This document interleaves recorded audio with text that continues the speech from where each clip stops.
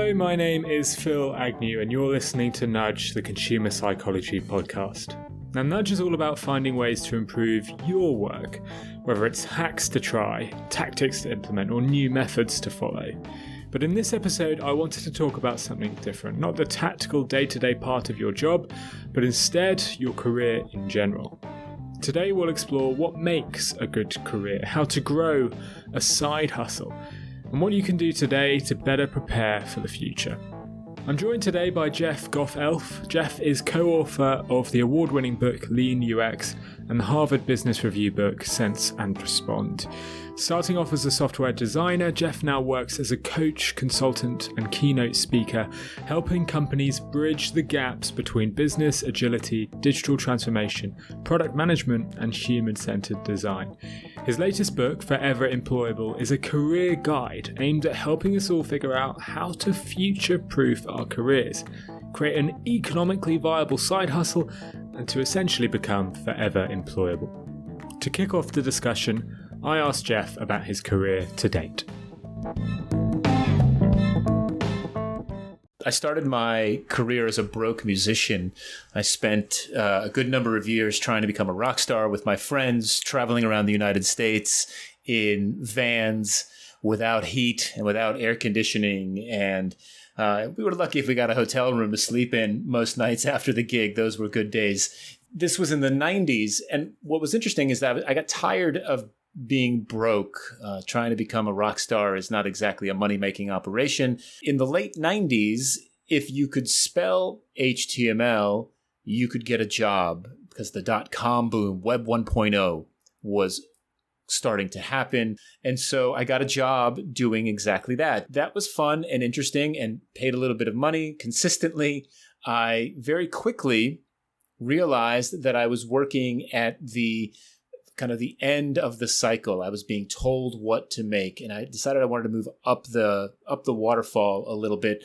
I read a book called Information Architecture for the World Wide Web, which changed my life. It really had me think about where I wanted to participate in the creation of software products. And it was really more about the organization of the information, the interaction design, the user experience. And so I began doing user experience design. And I spent the next 10 years working through a series of user experience and design and interaction design jobs, initially as an individual contributor, and then on to being a manager, leading design teams, leading product teams, doing product management. And I did this for about a decade, really kind of following the very traditional career path.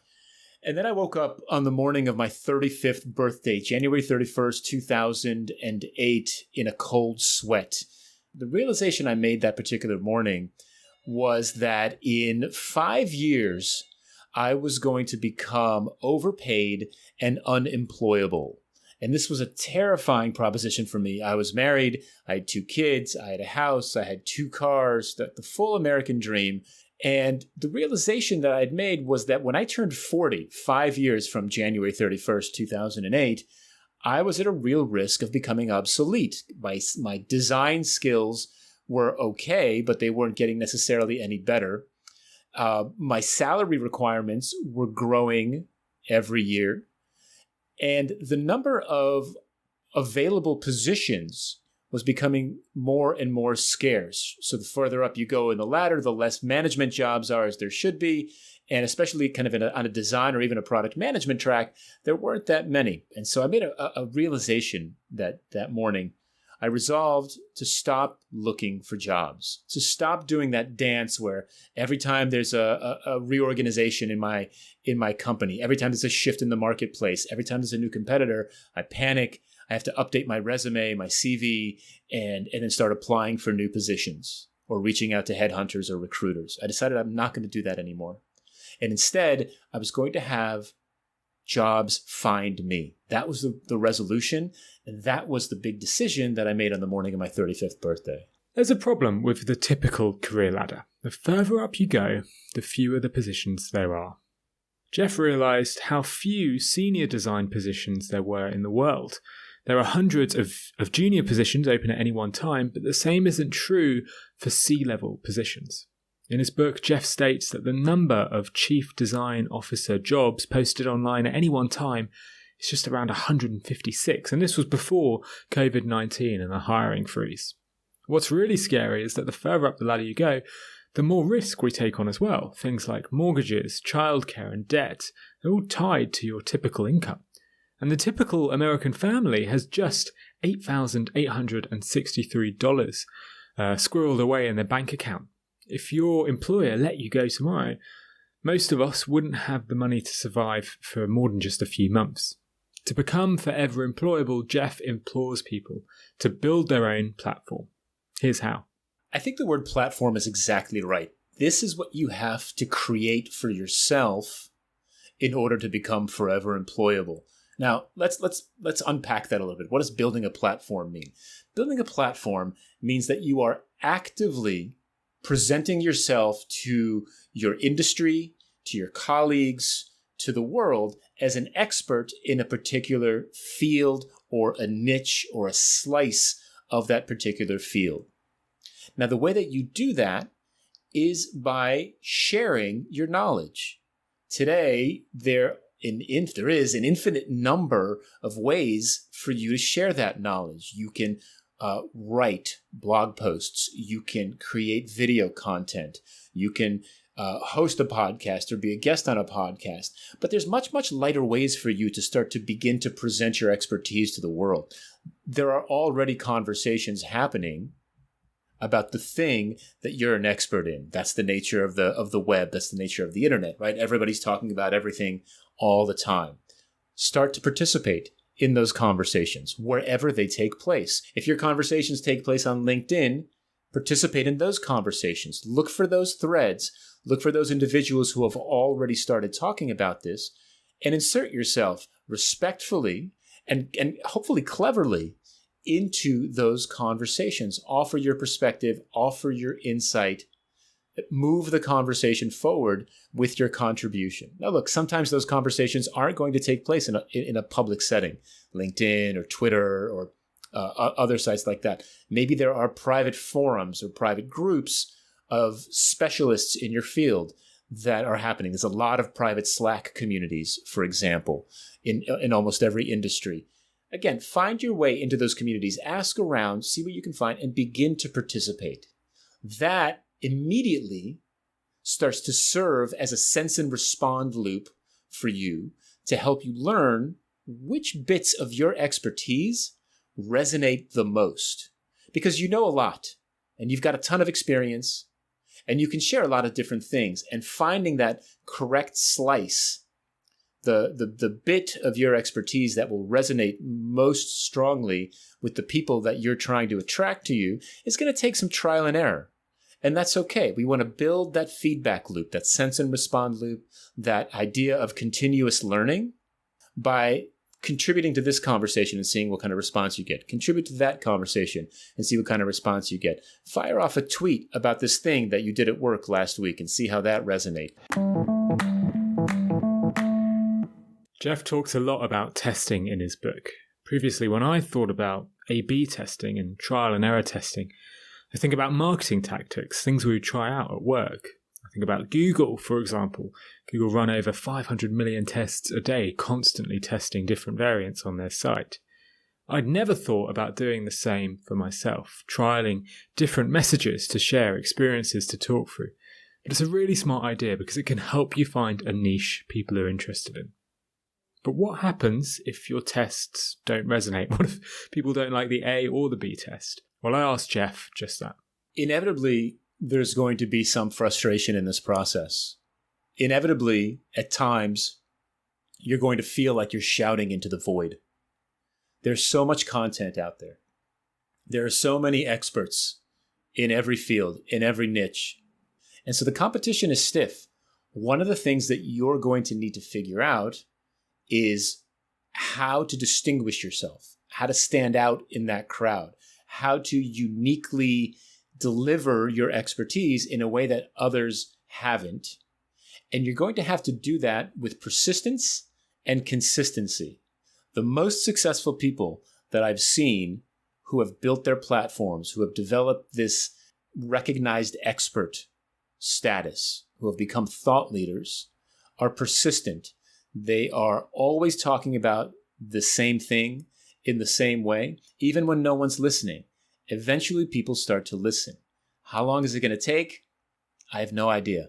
It could take a couple of weeks. It could take a couple of months. But the goal is to set your sights on what you'd like to talk about and keep talking about it and really think through what makes your expertise unique. For example, have you done marketing for a particular industry for a long time? So are you going to be the healthcare marketing guru? Are you going to be the healthcare marketing guru in the United States or in a particular slice of the healthcare space, right? A particular medical condition, for example, right? Where are those unique slices that bring your experience to light better than others? It certainly didn't surprise me hearing Jeff talk about the importance of finding a niche and being unique. I've spoken at length on this show about distinctiveness and how it helps you garner attention and awareness. In Forever Employable, Jeff gives a great example of a distinct approach that I hadn't heard before. Voodoo Donuts have carved out their own niche in their marketplace by creating donuts that are completely unique. Voodoo creates bacon-flavoured donuts, oyster-flavoured donuts. They've made donuts that are doused in peanut butter, in orange tango, Cocoa Puff breakfast cereal, and even a donut crushed in heartburn relief tablets. It's an extreme example, but finding a niche and being distinct can work. Now let's say you've found your niche, and let's say you've started to create content that's actually resonating with your audience. You might now face a dilemma. Should you start charging for this work?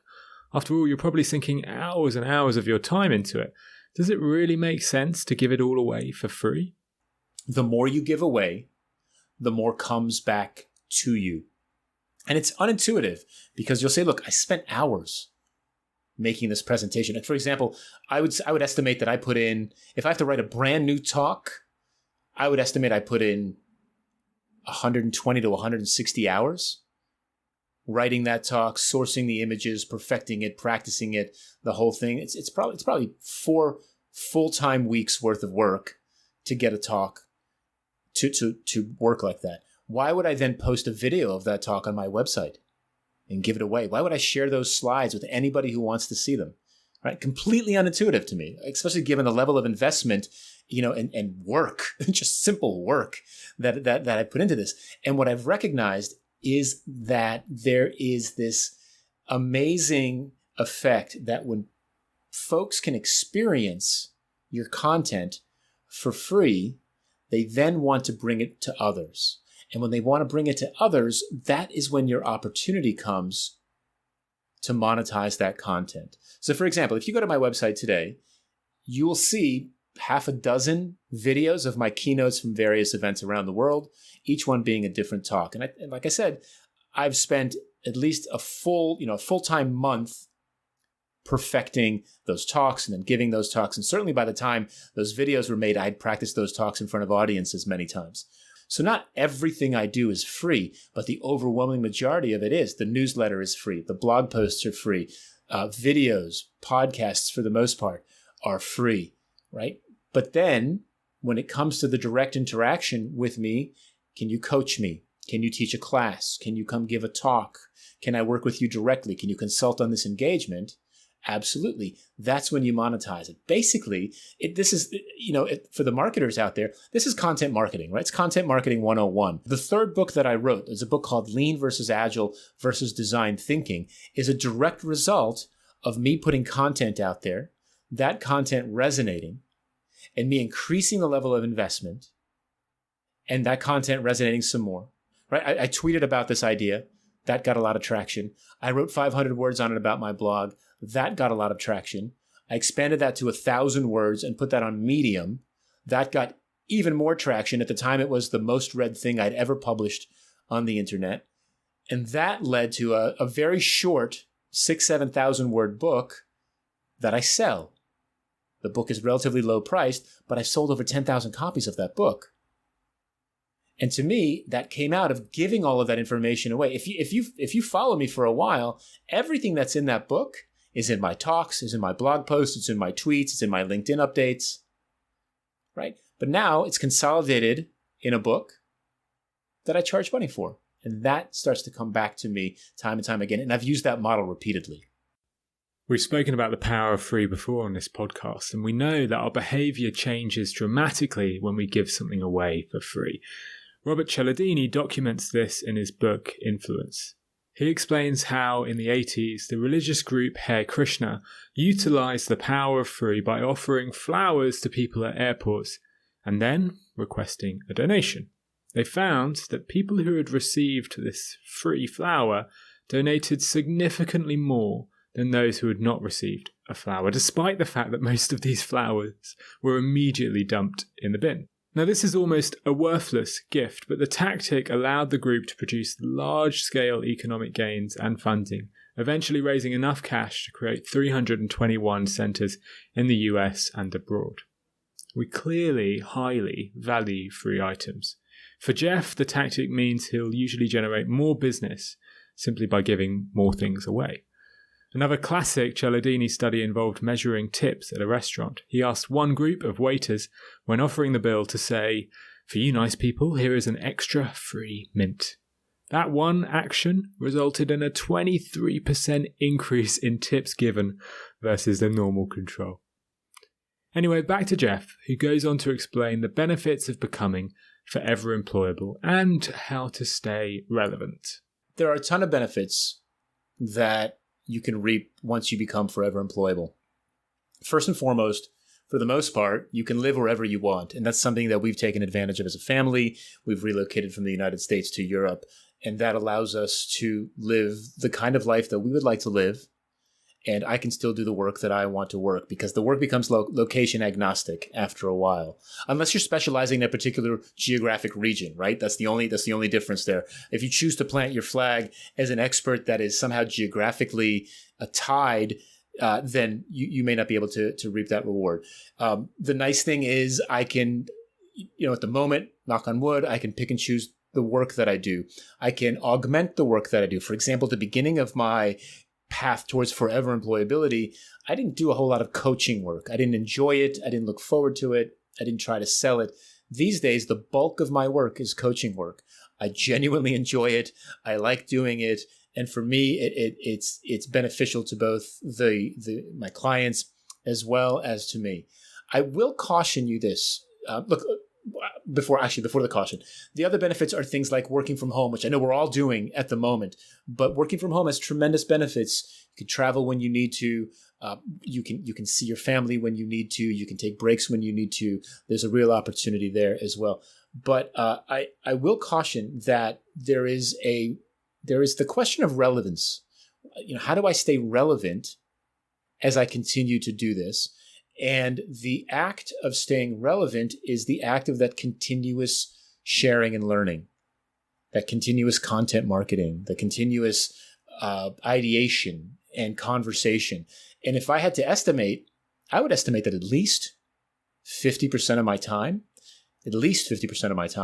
is spent on that. So I'd say half my time is spent on delivery of the work. And then 50% of the time I spend creating content, sharing content, participating in conversations, engaging with the community, that type of thing. That's my experience. I know there are others who are at this state of their career who don't have to do as much. I feel obligated to do it. I feel motivated to do it, and I enjoy it. I really like those conversations. I like being part of the community. So keep in mind that once you begin to establish yourself, that sharing and learning, that continuous loop, that continuous learning cycle, that doesn't go away. You're going to have to maintain that to stay relevant, to stay top of mind, so that as the conversation evolves, your thinking evolves, and then your services evolve as well. That's almost it for today, but there's one final point I'll leave you on. Now, when listening to Jeff, you may think the scale of this challenge is huge. How could you possibly build an audience big enough to allow you to go freelance and develop a living off your side hustle? I would have guessed that the number of people you would have engaged, the size of your audience, would have to be around the 100,000 mark, or maybe even bigger. But apparently that's not the case. Lee Jin, a partner at Andreessen Horowitz, a well-respected venture capitalist firm, suggests that the number of people you need in your audience is surprisingly lower. In fact, it could be just 100 people. Lee states that many freelancers can generate around £1,000 per year off each of their fans, providing a generous income of $100,000 in total, assuming you have 100 fans. It sounds unlikely, but he's got some great stats to back it up. On Patreon, for example, the average initial pledge amount has increased by 22% over the last 2 years. Since 2018, the share of new patrons paying more than $100 per month has grown by 21%. And on e-learning platforms like Teachable and Podia, the number of creators earning more than £1,000 per year is growing at 20%. Whether it's 100 fans or 1,000, your audience just doesn't have to be as big as it used to. With new mediums to support creators and a shift from traditional media to diverse media, many content creators can support themselves with a much smaller audience size.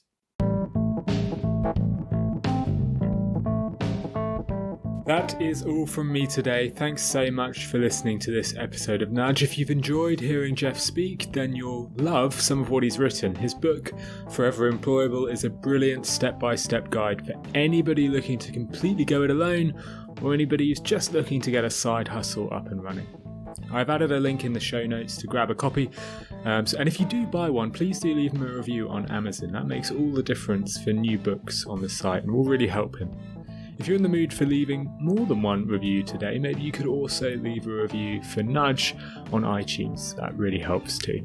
And if you haven't already, please sign up to the Nudge mailing list using the link in the description. Do that and I'll send you an email every time a new show goes live. Thank you again for listening. Cheers.